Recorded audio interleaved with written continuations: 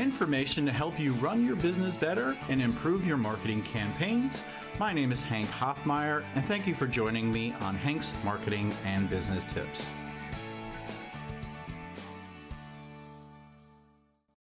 Welcome to episode 248 of the Hmbt podcast. Today, I'm joined by Adam Mendler. He is the CEO of the Veloz Group. He's out in California. I'm on the East Coast. He's on the West Coast. So this should be an interesting conversation. I'm just getting to the end of my day, and he's getting towards Friday night, which is where we're recording this. Adam is a serial entrepreneur. I know many of you have either just started a business or you're trying to grow your business. So it'd be great to hear from Adam today. He's also a writer, a speaker with a national platform on business leadership. Therefore, we should all pay attention to what we're going to talk about today. Adam is on a mission to create a better, more resident leaders by distilling lessons learned from building 3 successful businesses, not one, but 3 successful businesses in 3 different industries. Just think about all the experience that Adam has and he's going to offer today. And he's also interviewed hundreds of America's top leaders. And I'm going to ask him all about that today. So Adam, thank you for joining me. It's a pleasure to have you. Thank you, Hank. Thanks for having me, and excited to be here with you and with your audience. So it's great. It seems like you've started business, you've done it in different industries. And I know some people are worried and struggling right now with what they might be doing. And it's probably related just to one industry.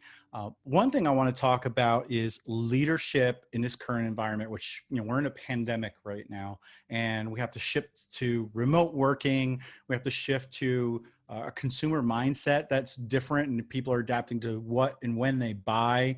And of course, we really need to encourage our teams, if we are leading teams, to do more, to do better, and to make sure that they're owning what they're doing. So what would you say is going on with today's leaders? Where are they struggling, and what tips and ideas can you give folks that are looking to either lead themselves if they're an entrepreneur and they don't have any employees, or they run a team? Yeah, great question. And obviously, times are tough right now. There's no way of getting around it. We're in as difficult a situation as certainly in my lifetime. I actually was on the phone earlier this week with my great aunt, who is 93. Wow. It was her 93rd birthday, so I called up Aunt Isabel, and we were chatting for a while. And one of the questions I asked her, I don't just ask my guests questions, I also ask my family members questions. And I asked Aunt Isabel, has there been anything in your lifetime comparable to what we're seeing? And she said, nothing even close. This is far and away the scariest time that she has ever seen. She's 93. So we have reason to be upset. We have reason to be nervous. We have reason to be sad. We have reason to experience all spectrums of emotion on the side of negative. But all we can really do is stay as positive as possible. We can be negative, but that doesn't get us any further. By focusing on what we can control, I unfortunately can't do anything to beyond following best practices personally. I can't eradicate the virus. This is outside of my control. But what I can do is I can control my mindset. I can control my attitude. I can control how I spend my time. I can control how I communicate with others. I can control the energy that I bring forth.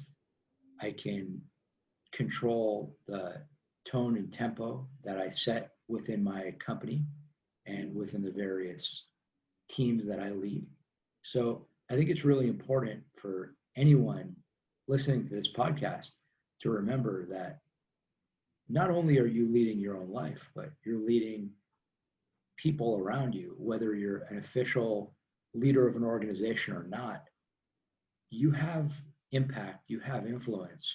And what we need to do right now is we need to be as positive and as productive as we can with our time. I think it's important to note that it's okay to say, I have a problem, I have a challenge because of the pandemic. And you can get upset or worried about it, but it's, what do you do? Do you get upset for a week, a month, a year? Or do you say, hey, you know what? My business is dwindling. My customers are not buying. I need to adapt. Yeah, I'm sad about that, but here's what I need to do about that. Or maybe I need to talk to someone about that. I have this rule because, a couple of years ago, I got pulled over and I got all so upset. I was like, well, if I didn't, cross the double line when I shouldn't have, I wouldn't have got pulled over. And I dwelled upon it for days. And I'm like, how much is this fine going to be? And now I have to go to court to fight it. I had to mandatorily go to court and all that. And I got upset. But I recently got pulled over. I got let go with a warning. And I said, I'm going to allow myself 5 minutes to curse, scream, yell, the rest of the way home. And after that 5 minutes, there's nothing I can do about it. I can get mad and just say, you know what, screw it. It happened. I'm upset. I shouldn't have did this, that. After that, it's like, okay, let's figure out that let's contact someone that's going to help me with this. Figured out a friend of mine is a police officer. So I reached out to him and I had a lawyer go in my place. It really cost me like $150, but it got dropped and no points. And that's all I had to pay, and that's all I had to worry about. But I could have sat there and got worried about it for, I think it was like a month and a half, and let it affect me, my health, doing my job, etc. So yes, it's important to acknowledge what's going on, but it's what you do about it. And you mentioned something very important, having that positive mindset. You can say, I have this challenge, I have this problem, but I look forward to resolving it, to the light at the end of the tunnel, and things are going to get better, because I do truly believe in, if you have a positive mindset, good things happen. I think you gave a couple really good examples and good points for your listeners and said it very well. And the most important thing is not to deny reality, because if you pretend that nothing bad is happening, you're not going to have any credibility with anyone around you, and you're just deluding yourself. So I try to open up with the reality of the situation that we're in, which is times are tough right now. I'm not here to say that things are great. Let's just focus on the positive because everything is amazing. No, I mean, things are awful. People are dying. People are getting laid off. Jobs are disappearing. This is a terrible time that we're in. But Hank, to your point, what are we going to do about it? I can tell you a couple of things that I've done that hopefully, whether listeners want to do exactly what I'm doing or not, can at least serve as examples of ways we can respond. All right. For starters, once the coronavirus hit, I stopped watching cable news. I was an avid consumer of cable news, and I just realized that hasn't been great for my mental health, and it's not an additive to my life. And I still pop it on from time to time if there's something really important or topical, but it shouldn't be the soundtrack to your life. It shouldn't be the background music to your days and nights. And that's just one positive, because prior to coronavirus, I would engage and consume all the news. And then when coronavirus hit, it was just such bad news that all it's going to do is bring you down. Right. Instead, set goals, set personal goals and set professional goals. What are things that you want to achieve? And we're in a moment right now where there's less for us to do than we're normally used to doing. So we have an opportunity to be able to spend some time achieving things that we might have not otherwise been focused on achieving, whether that's in our personal lives or professional lives. I like that. It's definitely important to set goals, and maybe you had goals earlier in the year, or right when this hit, and you're going to say, you know what, I'm not going to reach those goals now. I need to adapt and change. It's okay to change your goals. And my cat's sitting here in front of me. For those who are watching the video, it's the first time he's ever done this. I guess he wants to be a star. I'm going to give him his moment of shine here. Does your cat have an Instagram page? Not yet, but he probably should. Maybe he's kind of funny. Episode. Yeah. We shave him like a tiger every summer, or like a lion. We shave him down and leave his tail furry, like you see here. But you were saying, plan and have goals, and it's okay to change those goals and adapt them, where some people might feel like well, if I do that, that's a failure. It's not. Like you said, this is unprecedented in our lifetime. It was I think, what was it, 1918 or something earlier than that Yeah, was the other 1918. pandemic, right? Yeah, I wasn't alive then. You weren't alive then. And probably a lot of people were not, My majority of everybody in the 93-year-old, world. yeah, my 93-year-old great aunt wasn't alive back then. Right. So it's important to adapt and create new goals. There were so many restaurants that had to start offering curbside service. They had to say, oh my God, I don't have a menu online. I need to get a menu online. And you change. And that could be a goal. Like if you're a restaurant owner, it's probably a little too late now, but hey, I'm going to develop a website and have my menu online so people can order and get takeout. And then that would be your new goal. And you can check that off and go from there. It's something that, like you said, we're going through. Nobody's been through it, and it's going to change the world forever. And I think it's going to shake up almost every type of industry you can think of.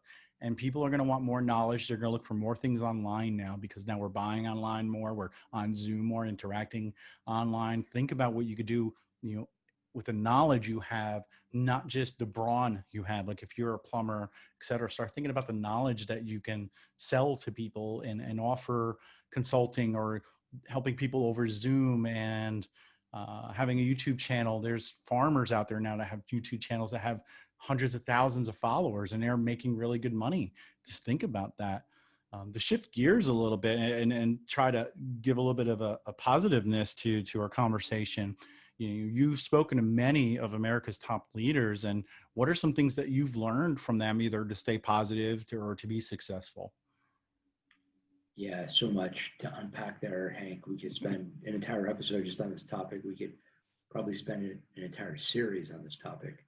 But to give listeners a couple of different takeaways, I guess to take a step back, I have a podcast called 30-Minute Mentors, where I go one-on-one with the most successful leaders in the country for 30 minutes each week on how they got to the top, and more importantly, how listeners can get to the top as well. So my guests are founders and CEOs of household name companies, celebrities and athletes, generals and admirals, leaders to listen to, people who have made it to the top in whatever field they've focused on excelling in. And point number one is that no matter what kind of organization you're leading, you could be leading a startup company, you could be leading a Fortune 500 company, you could be leading a nonprofit organization, you could be leading a baseball team or a unit in the military. The core principles of effective leadership are universal. And to be a great leader, you need to inspire others, you need to motivate others, not through fear and intimidation, not by yelling and screaming, not by telling someone this is a command, this is an order, but by persuading, by convincing those around you that the goal is worthy of their efforts and the goal is worthy of them. And it really doesn't matter who you're leading. You could be leading millennials, you could be leading Zoomers. You've got to focus on ensuring that your message is compelling enough that the people you're leading are going to respond to it because they want to respond to it. That's core to what I talk about when I talk to audiences about how to lead in today's landscape. Another important point, which is something I've learned since I've started 30-Minute Mentors and started interviewing all these great leaders on my podcast. Just about every guest I've had has told me, either on the air or off the air, just how important lifelong learning is to them. And when I started my podcast, I thought that my listener base would be college students, young professionals, people early in their careers trying to take that next step on their journey. And my podcast has resonated with those groups. But what I found and what I've learned is that a lot of my listeners are actually my guests and people like my guests, the most successful people in the country. And initially I was a little bit surprised, but what I came to learn is that that's exactly why successful leaders are so successful, because no matter how successful they are on a continual quest to learn as much as possible, to grow, to get better, to expand their knowledge base. Hank, you said something earlier about online education and the growth of opportunities to consume content online. Something that I tell people is we all have different ways of learning. You might learn best by listening to a podcast. You might learn best by taking an online course. You might learn best by picking up a 500-page book and reading it cover to cover. I personally learn best by doing what I do, which is picking the brains of the most successful people possible and asking them for their best advice. Right. However you prefer to learn, it's imperative that you do learn continually, no matter how successful you think you are. The worst thing you can do is get set in your ways and think you know it all and think you know everything. When you are humble in your approach and humble in your leadership, you're on a great path toward becoming a greater, ultimately more effective leader. Right. And what you're saying is true. You definitely need to learn new skills, adapt to different things that are going on, especially with technology. You know, a phrase I heard is if you wanted to be a millionaire, hang out with billionaires, you'll get there faster. If you learn what the billionaires are doing, you'll make a million a lot faster. And then also what got you to six figures won't get you to seven figures because it's a totally different mindset, skill set, knowledge base, and just habits of what you're doing. And, you know, let's just say you're a young person just coming out of college or just coming out of high school and you want to start doing something, like you said, picking the brains of people that are successful in something you're interested in. That is the best way to really rapidly learn about either that industry, the practice, or, you know, making profits, et cetera. And then, you know, supplement that with books, with podcasts, with YouTube. You know, for me, I do a lot of different things. I recently wanted, not saying I took up woodworking, but I wanted to build some doors, you know, cabinet doors for my You got a shelves great back background here. back there. Yeah, and Hank, I've worked at it. I would love for you to come over here and create that kind of setup. I'm working on it right now. If we did this podcast interview in a month from now, I'd have a much cooler background, but it would be even twice as cool if you built it because I love your setup back there. Well, I can't take credit for everything. The bookshelves were here, but there's one that's off camera, that a big area that has a lot of junk, and I wanted cabinet doors. So I figured out how to do that by watching YouTube, reading some articles online, finding out what tools I needed, and asked a couple friends of mine that are actually woodworkers on, hey, it looks like I can do this, but how do I actually make a pocket hole and make it, you know, hold wood together? And they told me about it. It's interesting that if you put your mind to something, you can actually figure it out. But some people, I'm not saying they're lazy, but I think they're more scared of failure than trying to actually do something. Where I think, you know, you're always hearing leaders learn from failure, and that is true. I mean, some of the most successful people fail. Look at Steve Jobs. He got kicked out of Apple, right, before he went back and became even more famous. We could spend hours and hours and hours talking about failure. This is a topic that I speak about extensively and that I speak to my guests about extensively because you're 100% right. You can't expect to attain success without attaining failure. Without taking hard swings, you're never going to hit the ball hard. And when you swing hard, you're going to swing and miss from time to time. You're going to swing and miss often.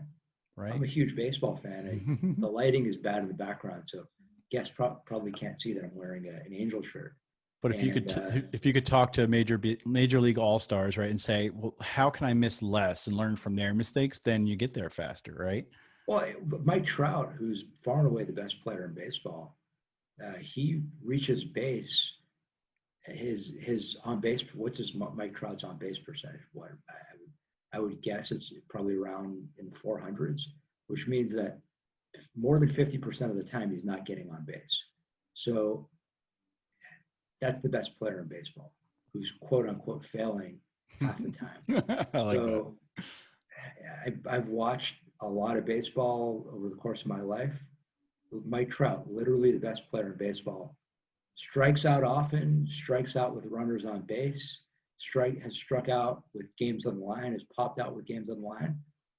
Guy's the best player I've ever seen. He's the best player that many of us have ever seen. Right. So that extends to whatever you're doing in your life. You could be the CEO of your business. You could be trying to create something outside of business. You've got to take a chance. And you know what? If you fail, what's the worst thing that happens? You learn.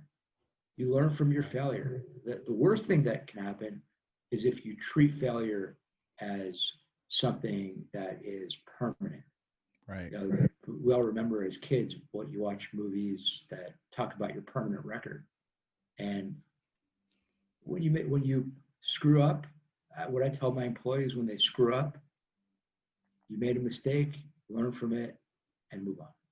Well, you make it sound so easy. Like, okay, it's a mistake, I'm going to move on. But if I, let's say, invested $4 million into a company I wanted to start and a pandemic hit, and for legitimate reasons, it failed and went out of business, and I'm going to learn from that failure, but I'm going to lose millions of dollars, right? That's not insignificant. That is huge. I might lose my house. I might lose my car. I might become homeless for a little while. But I want to tell people, don't be afraid of taking that risk, because if you don't take the risk, you don't know if there's going to be great success. This country or in this world is set up that even if you are homeless, moneyless, you can get by, but it also depends on how resilient you are on coming back from that. So yeah, you can learn from a little mistake, like, oh, I went and bought a product and it didn't work well, to support my business. It was a printer. I should have bought one that scans too, right? That's a small mistake, but losing millions of dollars is huge.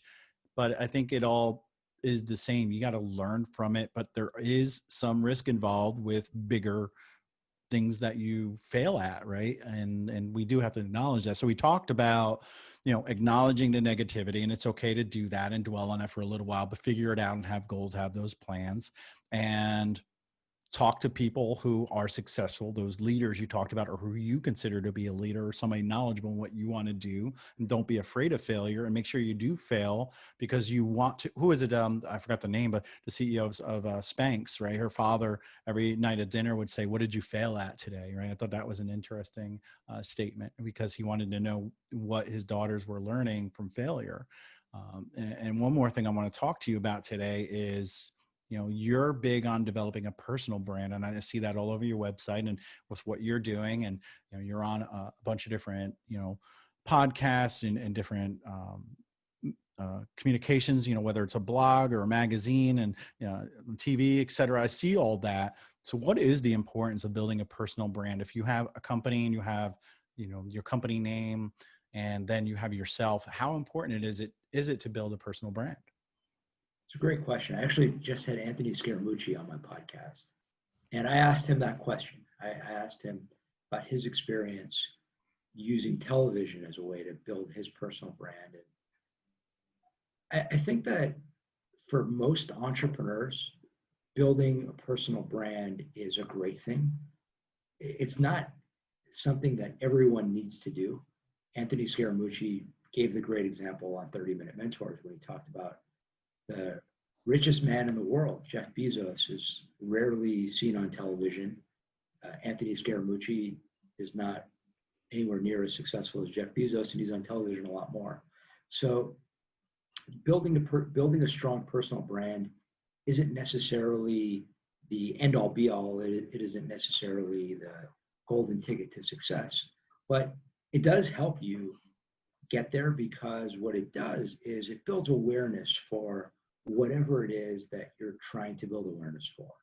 So in my case, there are a number of things I'm trying to build awareness for. First and foremost, I do a lot of writing and speaking on the topic of leadership. I speak to companies, I speak to universities, I speak to nonprofit organizations. I have a podcast, 30-Minute Mentors, focused on leadership.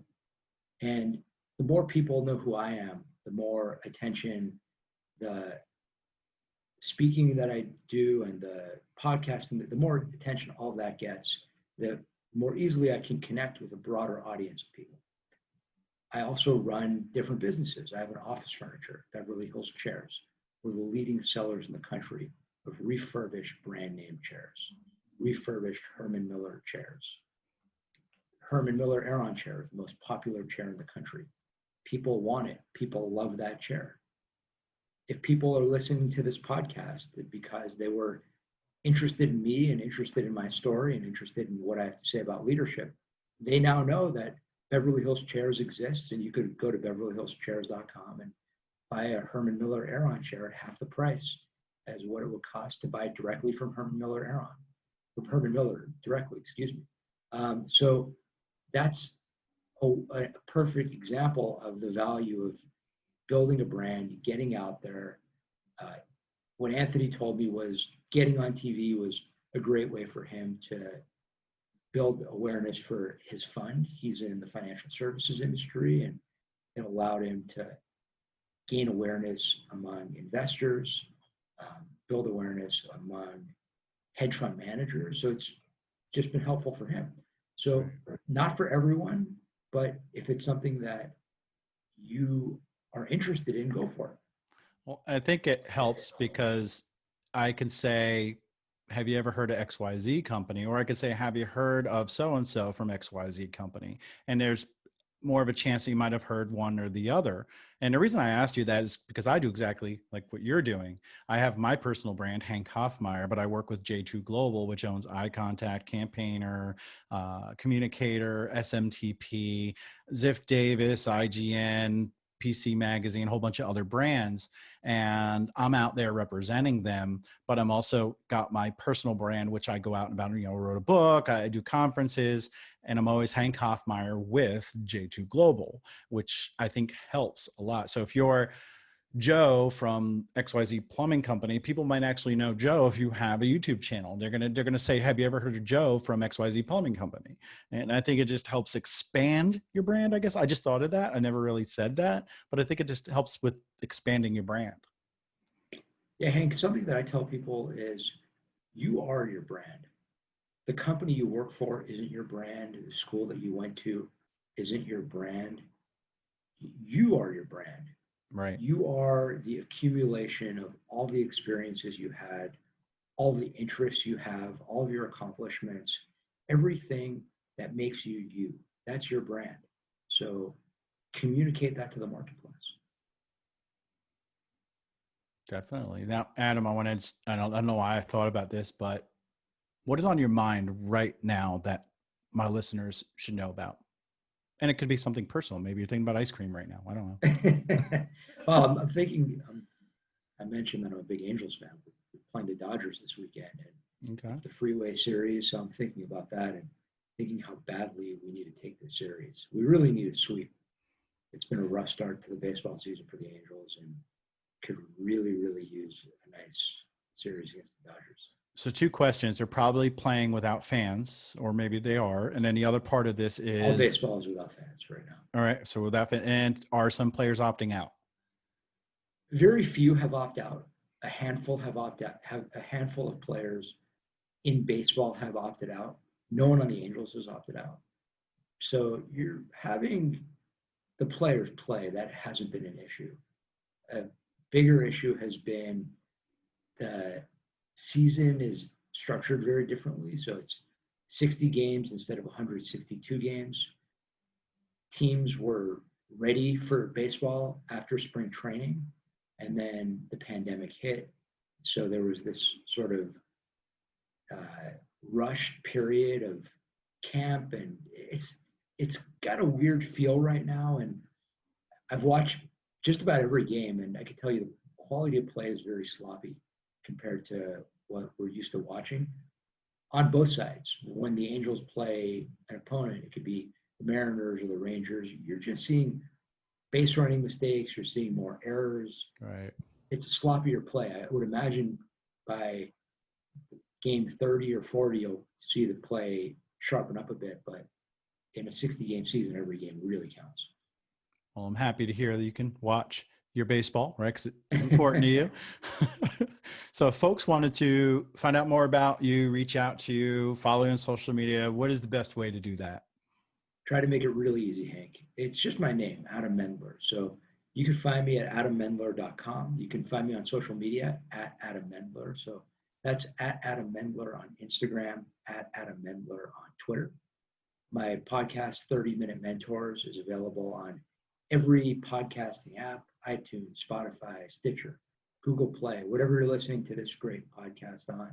It's also available at 30minutementors.com. So just spell out 30-minute mentors and listen, subscribe, and enjoy. Hank, thanks again for having me. This was awesome. Yeah, I'll definitely have links in the show notes, folks, in case you want to go there and just click on a link and check out the podcast, check out and follow Adam on social media. But if you want to hear more of my episodes, you can head over to hankhoffmeyer.com/Alexa. I am on iTunes, Google Play, Spotify, or Amazon Alexa. You can install my skill for that. And of course, we are now on YouTube. I hope you go over there, subscribe, like, share. And until next time, folks, it's up to you to be successful based on what Adam told us. You can do it.